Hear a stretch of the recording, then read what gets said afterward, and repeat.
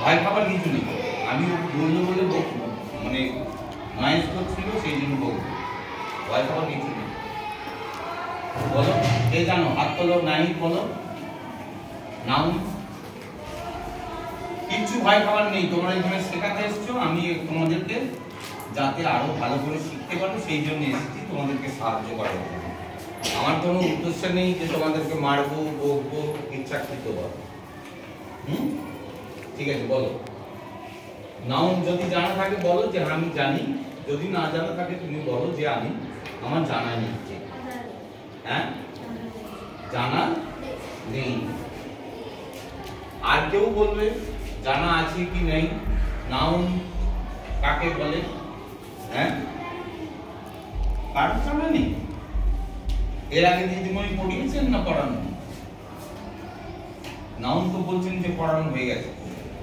আমাদের এদের আমি পড়াই না এখন। হ্যাঁ, ক্লাস 3 না হ্যাঁ, শ্রীতে হয়ে গেছে। না না, আমার এখনো আসেনি নাউন। আমি ওয়ার্ড ওইগুলো পড়াচ্ছি সব। তাহলে তো প্রিপজিশন কি করে শেখাবেন আপনি? হ্যাঁ, যে ছেলেরা নাউন জানে না। ইন্দ্রজিৎ জানো না নাউন কাকে বলে? কে জানো? সিজিতা জানো না নাউন মানে কি? আস্তে আস্তে দেখা যাবে সেই জিনিসটা ব্রেন থেকে বেরিয়ে চলে যাবে। হ্যাঁ, আপনার হয় না? হয় না? আপনি যে ছোটবেলায় যা শিখে এসছেন হুবহু কি মনে আছে আপনার? ক্লাস 1 এ কি পড়েছিলেন, ক্লাস 2 এ কি পড়েছিলেন, ক্লাস 3 তে কি পড়েছিলেন, মনে নাই তো? এটাই নিয়ম, স্বাভাবিক নিয়ম, ভুলে যাওয়া। কিন্তু মনে তখনই একমাত্র থাকা সম্ভব যদি সেটাকে কেউ মনে করে যে আমি এটাকে মাথায় ধরে রাখি, তখনই একমাত্র সম্ভব মনে রাখা। তোমাদের দিদিমণি বলেননি? হ্যাঁ, যে শব্দের দ্বারা কোনো কিছুর নাম কি আর কি স্থান, হ্যাঁ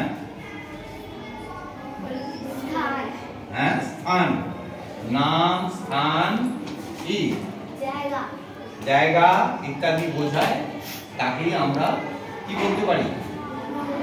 নাম। এটা বলেছিলেন না বলেন? তাহলে বলেছিল কিন্তু তোমরা মনে রাখতে পারছো বা মনে রাখছো না, এটাই হচ্ছে সমস্যা। যদি আমি নাউনটা ভুলে যাই, হ্যাঁ, নাউনের পরিবর্তে দিদিমণি একসময় বললো না যে তোমাদের আমি প্রোনাউন বলবো, প্রোনাউন কি জিনিস তোমাদের শেখাবো। তো নাউন তুমি জানো না, তো নাউনের পরিবর্তে প্রোনাউন কি করে শিখবে? হ্যাঁ, প্রোনাউন কাকে বলে? নাউনের পরিবর্তে যে শব্দ ব্যবহার করা হয় নাউনের পরিবর্তে, হ্যাঁ, রাম। আচ্ছা, রামটা কি? এই শব্দ দিয়ে কি বোঝা যাচ্ছে? এটা একটা নাম। আচ্ছা, tree, tree, TREE, tree, tree দিয়ে কি বোঝা যাচ্ছে? বলো, ট্রি জানো না তোমরা? বলো না, হাদার মতো বসে থাকো কেন? গাছ, গাছ বোঝা যাচ্ছে। ভয়ের কি আছে? এইটা দিয়ে আমরা বুঝতে পারছি ট্রি মানে একটা গাছ। অ্যানসার করবে সব সময়। কি রাম একটা লোকের নাম বা ছেলের নাম, এই যে এই নাম বোঝাচ্ছে সেইটাকে নাউন বলছে। আবার রাম, রাম খুব ভালো ছেলে, সে প্রত্যেকদিন স্কুলে আসে, রাম বলি আবার সে বলে ফেলল, বলে এই সেটাকে বলো, যারা জানো বলো। বুঝতে পারছো? রাম, আমি রাম বারবার রাম রাম রাম রাম না বলে আমি রামের জায়গায় কি নিয়ে এলুম? সে। হ্যাঁ, এই সেটাকে বলা হচ্ছে কি? প্রোনাউন। এই নামের পরিবর্তে যে শব্দ ব্যবহার করা হয়, যে শব্দের দ্বারা কোনো বিষয়বস্তুর নাম টাম বোঝায় সেগুলোকে নাউন বলা হয়। আর সেই নামের পরিবর্তে যে শব্দগুলো ব্যবহার করা হবে সেগুলোকে আমরা কি বলবো? নাউন বলবো। এইটা মনে রাখো, নামে কি করে।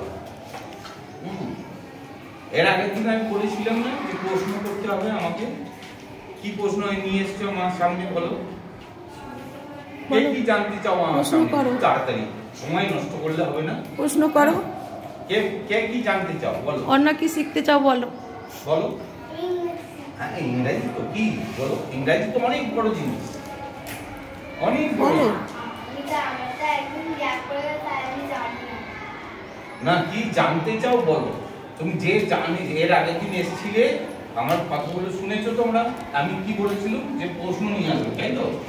কে কোনটা জিনিস নিয়ে আমার কাছ থেকে জানতে চাও বা শিখতে চাও? তো সেরকম কারোর কাছে আছে? হ্যাঁ, কারোর কাছে প্রশ্ন আছে? হ্যাঁ, বলেছিলাম না বলিনি? বলো ইন্দ্রজিৎ, কিছু প্রশ্ন করো। প্রশ্ন আছে কিছু?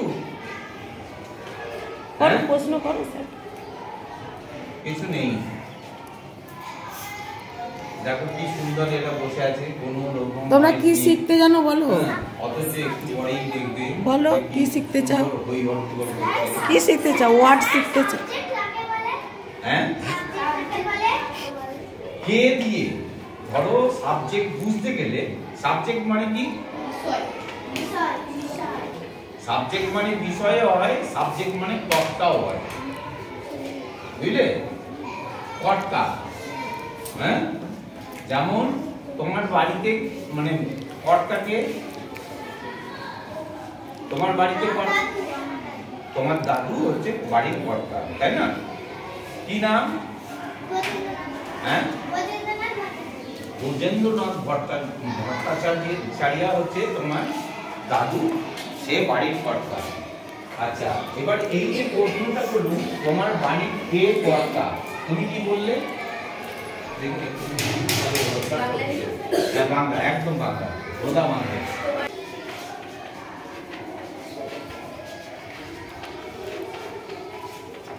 ব্রজবাবু বাড়ির কর্তা।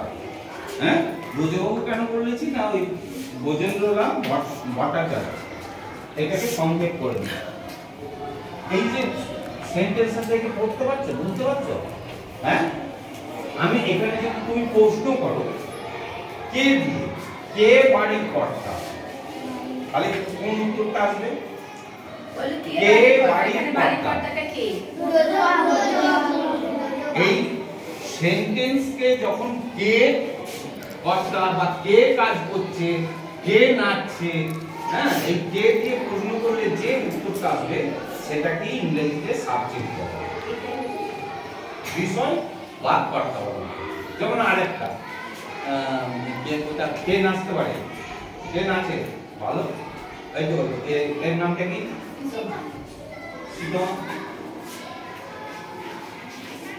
শ্রীতমা নাচে। হ্যাঁ, ঠিক আছে, শ্রীতমা নাচে বা ভালো নাচে, যাবো লিখুন। হ্যাঁ, শ্রীতমা নাচে হলো। এবার ওইখানে প্রশ্ন করা হচ্ছে কে নাচে, তাহলে এই কে দিয়ে প্রশ্ন করে যে উত্তরটা পাওয়া যাবে সেটাকেই সেন্টেন্সের সাবজেক্ট বলা হয়।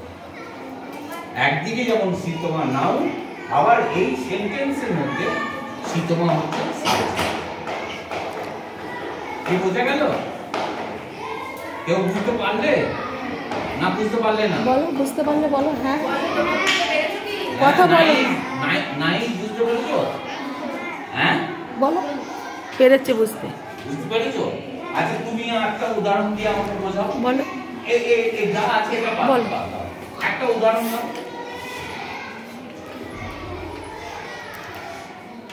একটা উদাহরণ নাও, যাও। বলো না, বলো, যে কোনো একটা বলো না। তোমার ক্লাসে তো অনেকজন আছে, বলো। তোমার বন্ধু। বলো, বল, হাত তুলেছিস তো, বলো। বলো, কে কি করে বলো না, কথা বলতে শেখো। বলো, আগে ক্লাসেতে কথা বলতে শিখতে হবে। বলো। হ্যাঁ, প্রশ্ন, হ্যাঁ বলো। আর একটা বলো, অন্য একটা বলো। হ্যাঁ, কোথায় চাকরি করে? সেটা এখানেই আছে। হ্যাঁ, তবে চাকরি করে কোথায়? রাম ভালো গান গায়। রাম ভালো গান গায়। রাম ভালো বলতে গান হবে। গায়। বলো না ভুল হয় গান গায়।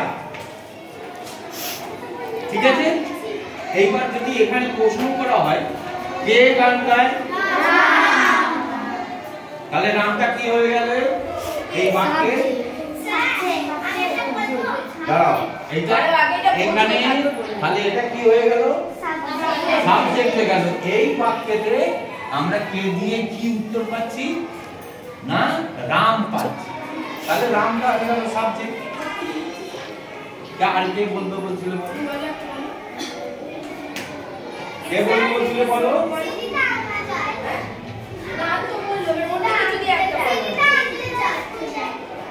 আচ্ছা, সৃজিতা আঁকতে যায়।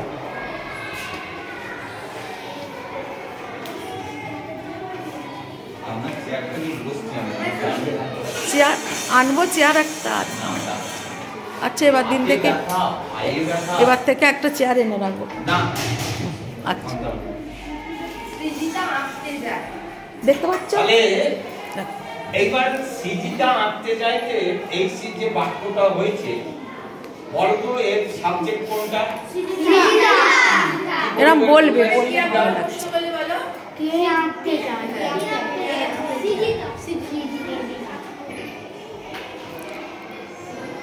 এই তো সবাই বললে কত ভালো লাগলো, এরকম বলবে সবাই। আচ্ছা, আজকে তাহলে দিদিমণি কি শেখাবার চেষ্টা করছিলেন? তাহলে নাউন জানো? হ্যাঁ, এই যে এতগুলো ব্রজবাবু, সীতমা, রাম, সৃজিতা, এগুলো কি নাউন? কোনগুলো? এগুলো সব নাউন। হ্যাঁ, বাক্যের মধ্যে ওটা মানে সাবজেক্ট, দেখতে পাচ্ছ? সব নাউন। পার্ট অফ স্পিচ বললে আমরা যে এই যে এত শব্দ শিখি সেগুলোকে বেশ কয়েকটা ভাগে ভাগ করা আছে।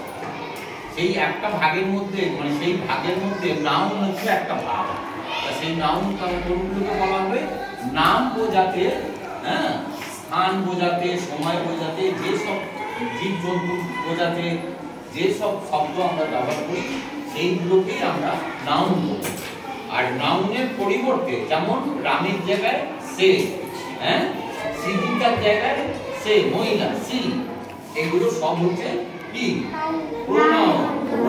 নাউনের পরিবর্তে। আজকে কি বলছিল দিদিমণি, কি শেখাবার চেষ্টা করছিলেন? প্রিপজিশন।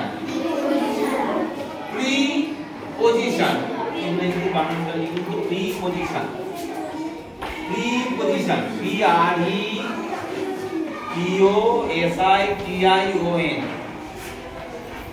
হ্যাঁ, প্রিপজিশন। হ্যাঁ, এটা ভাঙলে হয়ে যায় কি? প্রি মানে পুরো ভাগে, পুরো ভাগে, আর পজিশন মানে অবস্থান। অবস্থানের পুরো ভাগে যে শব্দ ব্যবহার করা হয় সেটা কি বলা হয়? প্রিপজিশন। যেমন বলো, এখানে লিখো একটা সেন্টেন্স, উপরটা বুঝে নিন। আমরা বেঞ্চে বসে আছি। আমরা বেঞ্চে বসে আছি, তোমরা বলো। আর তোমরা বলবে আমরা মেঝেতে বসে আছি। বলো আমরা এটা তো ঠিক যে তোমরা সব বেঞ্চে বসে আছো, তো এটা ইংরেজি করো।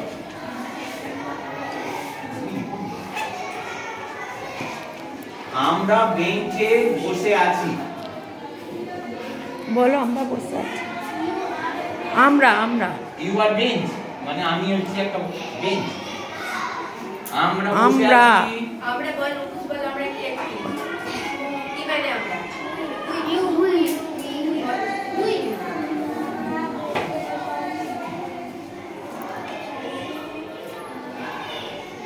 কি হবে? আমরা ইংরেজি কি? উই মানে হচ্ছে আমরা। We are on the bench. লিখুন on the bench, B-E-N-C-H. We are মানে আমরা হই।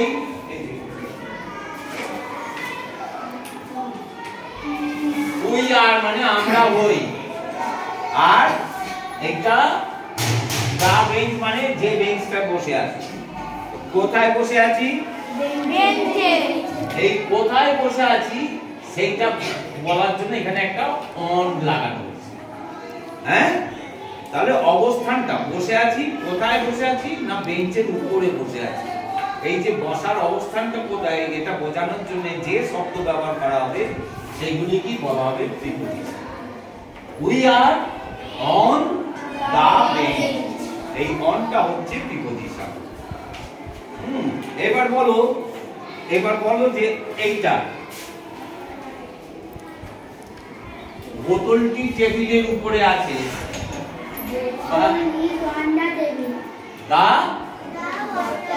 The bottle is on the table.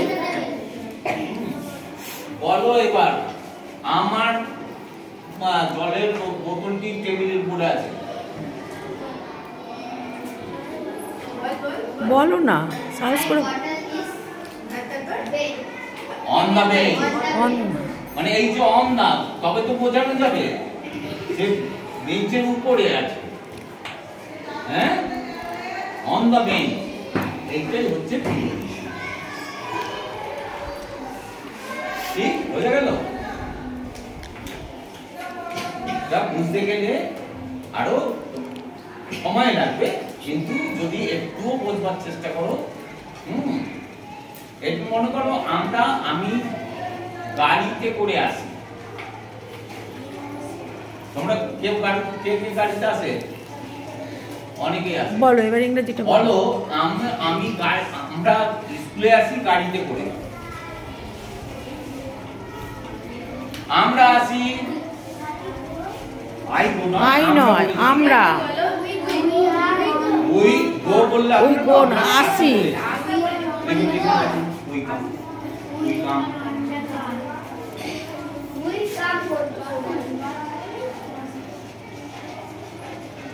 কাম মানেই আসা। উই কাম, কোথায় আসি? School. We come to the school. We come, এইটা বলবার বাকি দেয়, to the school. To the school কি কিসে করে আসো?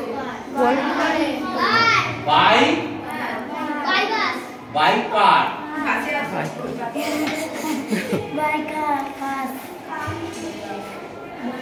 Car by car. তাহলে এই যে এখানে দেখো বাই এবং টু, এই দুটো শব্দ ব্যবহার করা হয়েছে প্রিপোজিশন হিসেবে। মানে কোথায় আসি? বিদ্যালয়ে আসি। হ্যাঁ, এই স্কুলেতে আসা, এই টু দা স্কুল। আর কিসের দ্বারায় আসি? বাই কার। আবার বাই দা কার বললে, দা কার বললে কিন্তু আবার একটা নির্দিষ্ট কার হয়ে যাবে, সেই জন্য আর বলছি না। কিন্তু দা স্কুল কেন বলেছি? যে তোমরা এই স্কুলেই আসো, সেই এইটা বোঝানোর জন্য দা ইউজ করা হয়েছে। The school, we come to the school by car. এই বাই এবং টু, এই দুটোই হচ্ছে প্রিপোজিশন। আচ্ছা বলো, একদম কারেক্ট কেউ বলো। এই বলো, তোমরা বলো। একটু বোঝা যাচ্ছে? বলো। প্রিপোজিশন বোঝা যাচ্ছে একটু? একটু বোঝা যায় না। হ্যাঁ, কি বানি শুনতে পাচ্ছি? খাতাটি। হ্যাঁ বলো। বলো খাতাটি বেঞ্চের উপরে আছে। বলো। বলো, দাঁড়িয়ে বলো, দাঁড়িয়ে বলতে হয় বাবা, দাঁড়াও দাঁড়াও। হ্যাঁ বলো। খাতা, ইংরেজি জানো? খাতাটি কি? ওটা বলেছে খাতা, বই তো বলেনি। খাতার ইংরেজি হচ্ছে এক্সারসাইজ বুক। বলো। খাতার ইংরেজি হচ্ছে বুক, হচ্ছে বই, আর এক্সারসাইজ বুক হচ্ছে খাতা। The exercise book is on the bench বা on the table.